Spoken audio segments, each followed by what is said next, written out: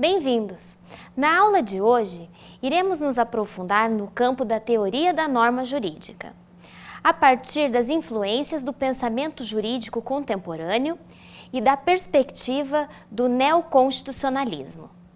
Apenas para relembrarmos, os seus principais marcos são a valorização e os avanços na atuação do judiciário, havendo vinculação à vontade de constituição, afastando-se da estrita legalidade, de modo que o direito passa a encerrar valores morais. Supera-se a aplicação da lei por mera subsunção, pois se reconhece o tratamento das normas constitucionais como regras e princípios, aplicados pelo método ponderativo. A lei e o princípio da legalidade vão para a periferia do sistema jurídico e a Constituição e o princípio da constitucionalidade assumem o centro de todo ordenamento, em face do reconhecimento da força normativa da Constituição. A dignidade da pessoa humana é valor constitucional supremo e a rematerialização constitucional, com a inserção de valores morais e opções políticas fundamentais. Não podemos deixar de falar da interdependência e autocontenção dos poderes. Portanto, no que se refere à teoria da norma, a principal inovação consistiu em conferir normatividade aos princípios. A doutrina clássica fazia distinção entre norma, vinculante e obrigatória, e princípio, como as meras diretrizes para integrar as lacunas e orientar o intérprete. Porém, atualmente, os princípios são espécies de normas, juntamente com as regras.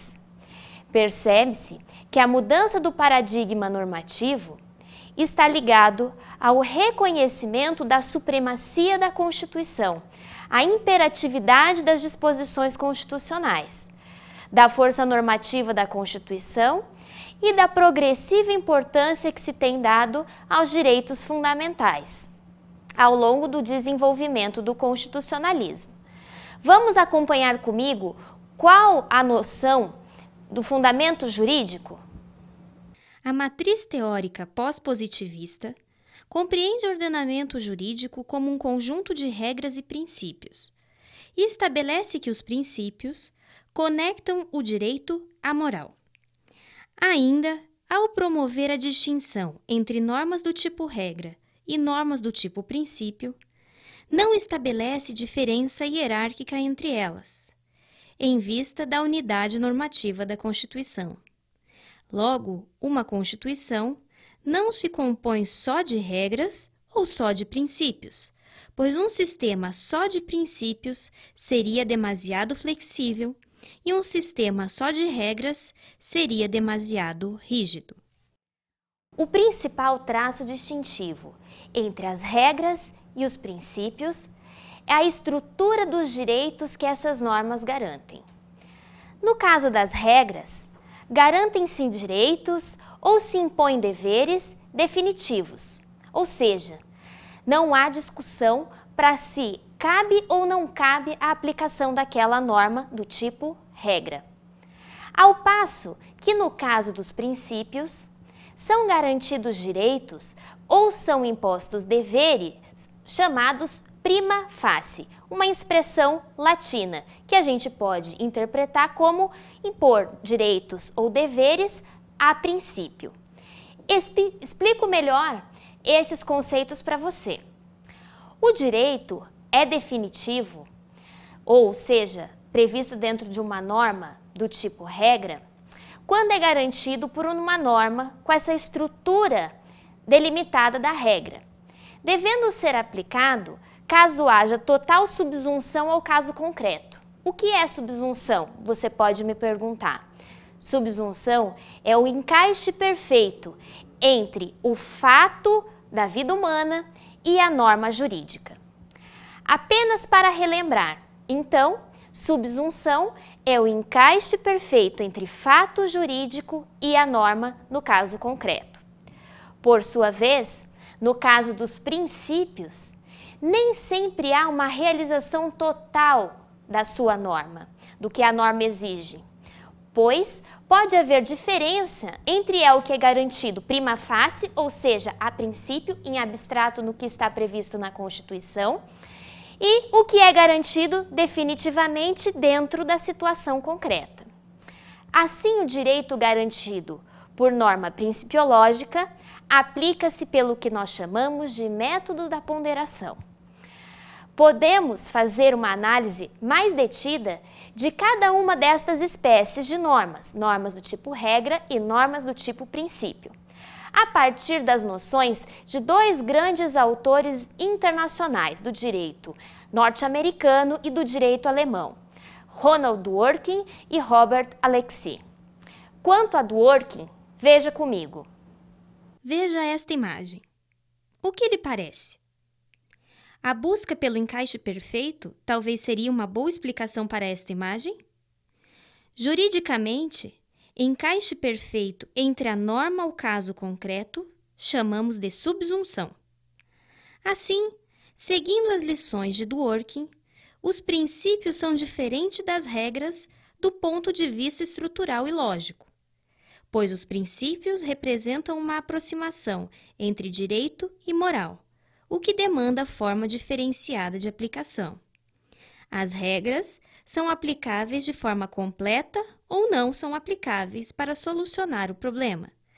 Valem definitivamente quando há subsunção ao caso concreto, seguindo a lógica do tudo ou nada. Isto é, ou se encaixam ou não se encaixam ao caso concreto e solucionam o problema jurídico. Continuando nessa linha de raciocínio, o que determina a aplicabilidade ou não de uma regra são critérios formais de validade, enquanto a aplicação dos princípios depende de juízos valorativos e de questões morais. Por sua vez, diante do grau de abstração, os princípios podem ser realizados em graus diferentes, podendo ser ponderados conforme os interesses em conflito. Os princípios podem ser realizados em diferentes graus, não contendo a solução jurídica pronta, definitiva, para todo e qualquer caso. Contém apenas uma previsão ampla na proteção a um determinado bem jurídico. É nota característica dos princípios serem eles amplos e abstratos, de modo que cabe ao intérprete concretizar, atribuir conteúdo a essa hipótese normativa ampla, tornando a norma princípio aplicável ao caso concreto. E esta outra imagem? Como você a interpreta? Um espaço em branco para ser completado? Uma moldura sem a tela? É exatamente isto que é o princípio, uma norma que precisa ter o seu conteúdo definido. Seguindo as lições de Alexy, pode-se afirmar que os princípios são mandados de otimização, ou seja, os princípios ordenam sem especificar que algo deve ser realizado na maior medida possível pelo aplicador do direito, tendo em conta as possibilidades reais e jurídicas existentes no caso concreto. Portanto, o principal aspecto dos princípios é que podem ser concretizados em diferentes escalas. A partir dessas imagens e destes conceitos, você pode me perguntar: há um grau de importância jurídica diferenciado entre regras e princípios? E neste caso, como solucionar os aparentes conflitos entre as normas jurídicas? Segue-se a mesma lógica da solução de antinomias, tanto para o conflito de regras como para o conflito entre princípios? Deve restar claro que não. Primeiramente, não há que se falar em hierarquia entre normas do tipo regra e normas do tipo princípio. Agora, quanto à solução dos aparentes conflitos, é preciso analisar três situações distintas. o conflito entre regras, o conflito entre regras e princípios e o conflito entre princípios e regras.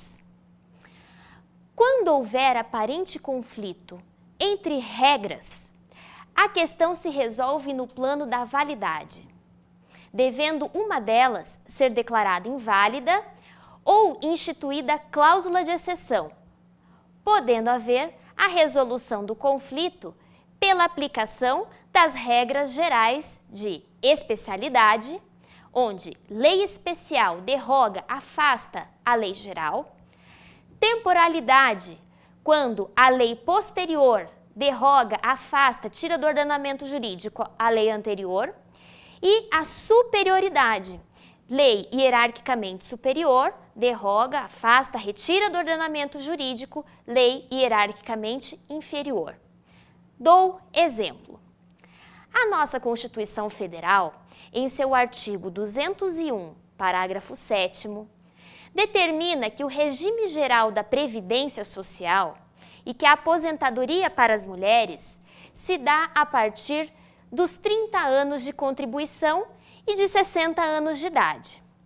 Mas existe uma regra especial no artigo 40, inciso 3º também da Constituição, que fala sobre a aposentadoria da mulher, mas funcionária pública, estabelecendo apenas os 30 anos de contribuição, a partir não mais de 60 anos de idade, mas a partir dos 55 anos de idade. Ou seja, a regra especial afasta a aplicação da regra geral. Quando houver, então, conflito entre princípios, o que fazer? É preciso fixar o que nós chamamos de relações condicionadas de precedência, no sentido de que a realização de um princípio irá restringir a realização do outro princípio e não afastar do ordenamento jurídico o princípio que não está sendo aplicado. Então, não há que se falar em invalidade de nenhum dos princípios ou a instituição de regras de exceção.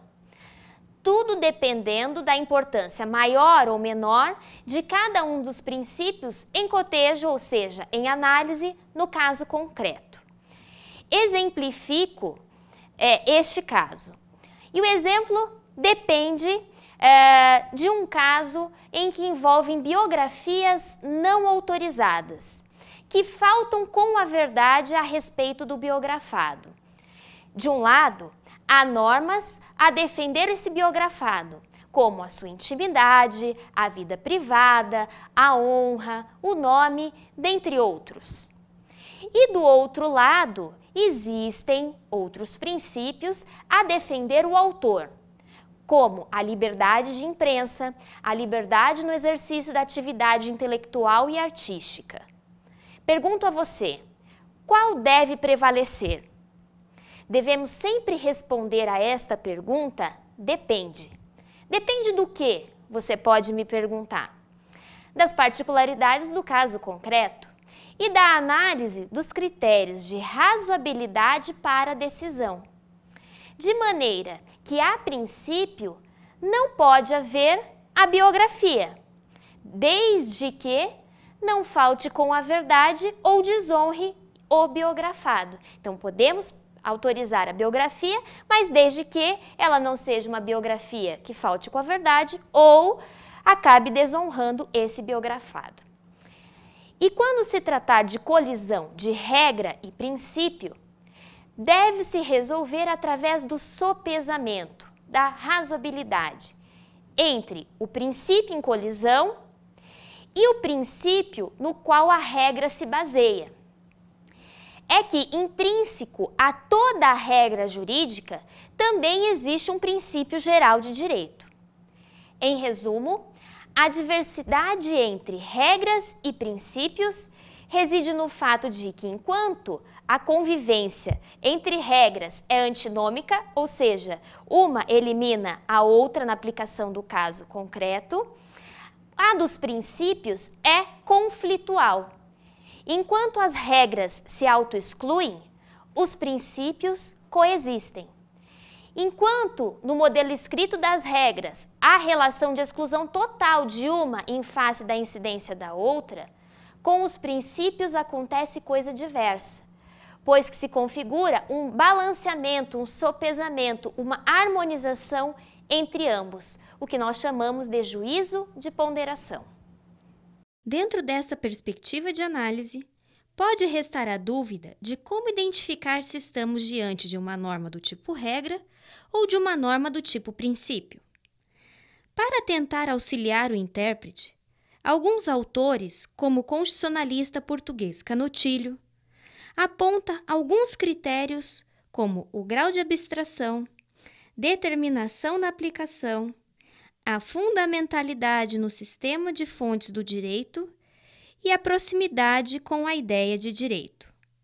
Vamos compreender melhor cada um destes critérios? No que se refere ao grau de abstração, deve-se ter em conta que os princípios são normas com um grau de abstração mais elevado. As regras possuem uma abstração relativamente reduzida. O grau de determinação na aplicação do caso concreto se distingue porque os princípios podem ser vagos e com conteúdo jurídico indeterminado, carecendo de mediações concretizadoras para a densificação do seu conteúdo. As regras são suscetíveis de aplicação direta e interpretação simples, por meio daqueles métodos tradicionais que nós já lembramos nas últimas aulas. No sistema de fontes do direito, os princípios são normas fundamentais no ordenamento jurídico, devido à sua posição hierárquica no sistema de fontes, bem como pela sua importância estruturante do sistema jurídico, pois são fundamentados pelas regras. E quanto à proximidade da ideia de direito, os princípios são máximas jurídicas vinculantes, radicadas na existência de justiça ou na ideia de direito. As regras podem ser normas vinculativas com um conteúdo meramente funcional. Desta maneira, prezado aluno, aluna, espero que consigam perceber as sutis diferenças entre as regras e os princípios, a fim de que possam utilizar todas as técnicas da interpretação constitucional para cada um desses tipos de normas, o que veremos na próxima aula. Tchau e até lá!